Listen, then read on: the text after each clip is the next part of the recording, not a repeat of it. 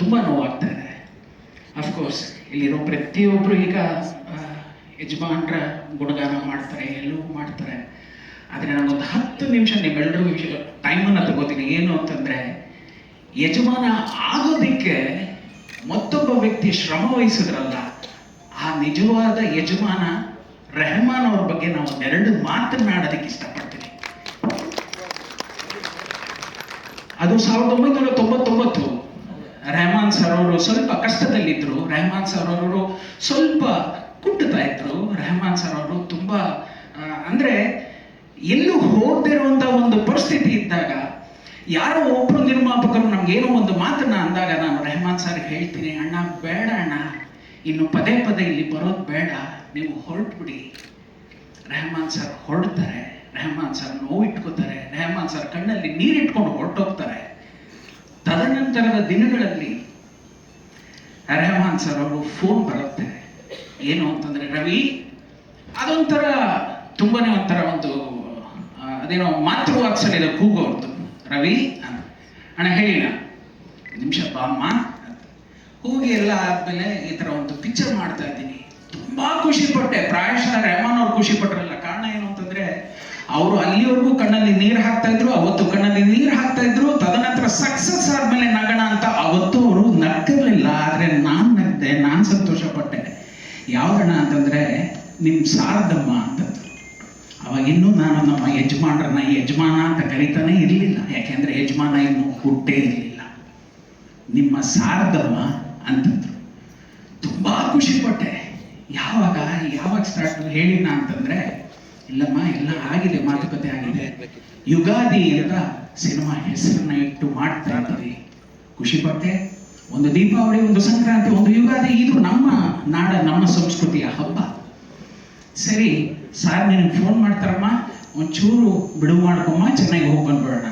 ಸರಿ ಅಣ್ಣ, ಆಯ್ತು.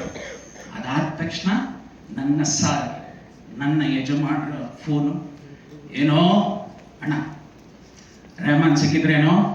ಸಿಕ್ಕಿದ್ರಣ್ಣ. ಇನ್ನು ಹೋಗ್ತಾ ಇದೀನೋ? ಹೋಗ್ತಾ ಇದೀನಣ್ಣ. ಇಷ್ಟೇ. ನಾವು ನಮ್ಮ ಸಾರ್ದು ಫೋನ್ ಬಂದ್ರೆ ಏನಿಲ್ಲ, ಪ್ರಪಂಚ ನಮ್ಗೆ ಶೂನ್ಯ. ಅವ್ರು ಎಲ್ಲಿ ದಾರಿ ತೋರಿಸ್ತಾರ ಆ ದಾರಿನಲ್ಲಿ ಓಡೋದಷ್ಟೇ ನಮ್ಮ ಕರ್ತವ್ಯ. ಹೋಗ್ತಾ ಇದೀನಣ್ಣ. ಸರಿ ಆಯ್ತು. ನಾನು ರೆಹಮಾನ್ ಸರ್ ಇಲ್ಲಿಂದ ದೂರದ ಚೆನ್ನೈಗೆ ಪ್ರಯಾಣ ಬೆಳೆಸಿದ್ವಿ. ನಮ್ಮ ಜೊತೆ ಗೌಸ್ಪೀರ್ ಅಂತ ರೆಹಮಾನ್ ಸರ್ ಸಂಬಂಧಿಕರು ಎಲ್ಲರೂ ಒಟ್ಟಿಗೆ ಹೋಗ್ಬೇಕಾದ್ರೆ ರೆಹಮಾನ್ ಸರ್ ಜೊತೆ ಜಾಗ ಕೂತ್ರೆ ಆ ಒಂದು ಪ್ರಯಾಣ ಇರುತ್ತಲ್ಲ, ಆ ಪ್ರಯಾಣ ಫ್ರಾಕ್ಷನ್ ಆಫ್ ಸೆಕೆಂಡ್ಸ್ ಅಲ್ಲಿ ಮುಗ್ದೋಗುತ್ತೆ. ಕಾರಣ ಏನು ಅಂದ್ರೆ, ನಗ್ಸಿ ನಗ್ಸಿ ನಗ್ಸಿ ನಗ್ಸಿ ನಗ್ತಾರೆ. ಅವರು ನಗ್ತಾರೆ, ಆದ್ರೆ ಒಳಗಡೆ ಆ ನೋವನ್ನ ಅವರು ಅವತ್ತು ಇಟ್ಕೊಂಡಿದ್ರು, ಪ್ರಾಯಶಃ ಇವತ್ತು ಇದೆ. ದೂರದ ಚೆನ್ನೈ ನಮ್ಗೆ ಫ್ರಾಕ್ಷನ್ ಆಫ್ ಸೆಕೆಂಡ್ಸ್ ಅಲ್ಲಿ ಮುಗ್ದೋಗುತ್ತೆ. ರಾತ್ರಿ ತಲುಪ್ಕೋತೀವಿ, ಬೆಳಗ್ಗೆ ಬರ್ತಾರೆ ಅಂತಂದ್ರು. ಯಾರು ಅಂತಂದ್ರೆ, ಯಜಮಾನ. ಅಂದ್ರೆ ಅವತ್ತಿನ ಯುಗಾದಿ ಚಿತ್ರದ ಹಕ್ಕ ಬುಕ್ಕ ಅಂತಾನೆ ನಾವು ಕರೀತಾ ಇದ್ವಿ ಸ್ಪಾಟ್ ಅಲ್ಲಿ. ಅವರಿಬ್ರು ಅಣ್ತಮ್ಮಂದ್ರ ತರನೇ ಇದ್ರು. ಅವರಿಬ್ಬರ ಹೆಸರು ಶೇಷಾದ್ರಿ ಮತ್ತು ರಾಧಾ ಭಾರತಿ ಅಂತ. ಬೆಳಗ್ಗೆ ಬರ್ತಾರೆ ರೆಹಮಾನ್ ಸರ್ ಅವರು, ನಮಗೆ ಪಾಂಗ್ರೂನಲ್ಲಿ ಊಟ ಕೊಡಿಸ್ತಾರೆ. ಊಟ ಕೊಡಿಸಿದಂತ ಅನ್ನದಾತ ಟಿಫನ್ ಎಲ್ಲ ಮಾಡಿ ಕಾಯ್ತಾ ಇದ್ರೆ 2 ಆಕೃತಿ ಬರುತ್ತೆ. Room number 306. ನನಗೆ ತುಂಬಾ ಚಂದ ನೆನಪಿದೆ. ಬಂದಿದ ತಕ್ಷಣ, ಏನ್ರಿ ನೀವೇನಾ ಶ್ರೀವತ್ಸ? ಹೌದು ಸರ್. ಮಾಮ ತುಂಬಾ ಹೇಳ್ತಾ ಇದ್ರು ಕಣ್ರಿ ನಿಮ್ ಬಗ್ಗೆ. ಅವರು ಸಾರ್ನ ಕರೀತಾ ಇದ್ದು ಮಾಮ ಮಾಮ. ಥ್ಯಾಂಕ್ ಯು ಸರ್ ಅಂತಂದ್ವಿ. ಏನ್ರಿ ಕತೆ ಹೇಳಲೇಬೇಕಾ? ಇದು ಯುಗಾದಿ ಸಿನಿಮಾದ ಕತೆ ನಾನು ಹೇಳ್ತಾ ಇರೋದು. ಸರ್ ನೀವು ಹೇಳಿದ್ರೆ ಕ್ಯಾರೆಕ್ಟರ್ಸ್ನೆಲ್ಲ ಬರ್ಕೊಂಡು ಸ್ಕೆಡ್ಯೂಲ್ನ ಮಾಡ್ಕೊಂಡು ಬರೋದಕ್ಕೆ ಹೇಳಿದಾರೆ ಸರ್, ನೀವು ದಯವಿಟ್ಟು ಹೇಳಬೇಕು ಸರ್. ಓಕೆ. ಕರ್ಟನ್ ಹಾಕಿ ಎಲ್ಲ ರೂಮಿಂದು ಅಂತಂದ್ರು. ನಾ ಇವರು ಕತೆ ಹೇಳ್ತಾ ಇದಾರ ಇಲ್ಲ ಏನ್ ಮಾಡ್ತಾ ಇದಾರೆ ಗೊತ್ತಾಗಲಿಲ್ಲ.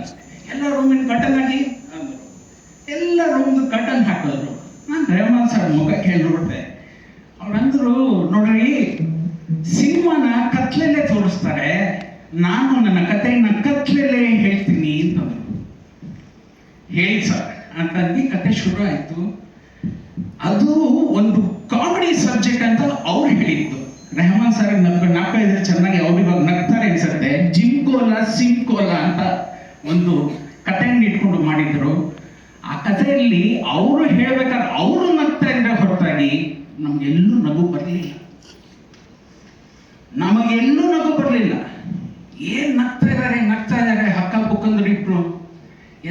ಆಯಿತು. ರೆಹಮಾನ್ ಸರ್ ನನ್ನ ಮುಖ ನೋಡೋರು, ಕೆಳಗಡೆ ಹೋದ್ವಿ, ಮತ್ತದೆ ಊಟ ಪಾಂಬ್ರು ಹೋಟ್ಲಲ್ಲಿ. ಅವರು ಮೆಲ್ಲಿಗೆ ಹೇಳಿದ್ರು, ಸಂಜೆ ಬರ್ತೀನಿ ರೀ, ಕೂತ್ಕೊಂಡು ಎಲ್ಲ ಸ್ಕೆಡ್ಯೂಲ್ ಮಾಡೋಣ.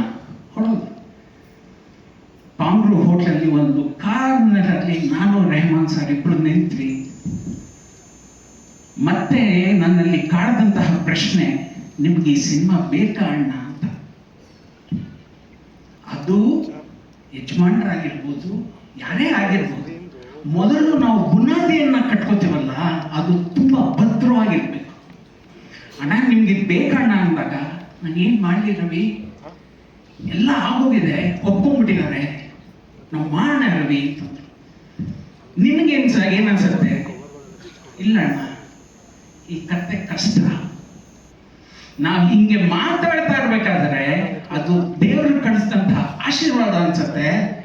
ಇನ್ನಕ್ಕೆ ಪಾರಂಗ ವಾನತೆ ಪೋಲಾನವರ ಪಣೋ ಅಂದ್ರೆ ನಾ ಹೇಳ್ತಾ ಇರೋದು 2000ನೇ ಇಸ್ವಿನಲ್ಲಿ ಆಟೋಲ್ಲಿ ಕಟ್ಕೊಂಡು ಹೋಗ್ತಾ ಇದ್ದಾರೆ. ಅಂದ್ರೆ ಅದು ದೇವರು ಕಳಿಸಿದಂತಹ ವರ ಅಲ್ಲದೆ ಇನ್ನೇನಿತ್ತು. ಆಟೋದಲ್ಲಿ ಒಂದು ಮೈಕಲ್ ಕಟ್ಕೊಂಡು ದಯವಿಟ್ಟು ನೋಡಿ ಈ ಸಿನಿಮಾ ನೋಡಿ, ಈ ಸಿನಿಮಾ ನೋಡಿ ಅಂತ ಹೋಗ್ತಾ ಇದ್ದಾರೆ. ಅದು ಸಂಕ್ರಾಂತಿಗೆ ರಿಲೀಸ್ ಆದಂತಹ ಒಂದು ಸಿನಿಮಾ ವಾನತೆ ಪೋಲ. ರೆಹಮಾನ್ ಸರ್ ಅಂದ್ರು, ಇದು ಯಾವ್ದು ರವಿ ಅಂತಂದ್ರು. ಸರ್ ಯಾವುದೋ ಸಿನಿಮಾ ಬಿಟ್ಟಾಕಿ ಸರ್, ನಮ್ಮದು ನೋಡೋಣ ಬನ್ನಿ ಸರ್.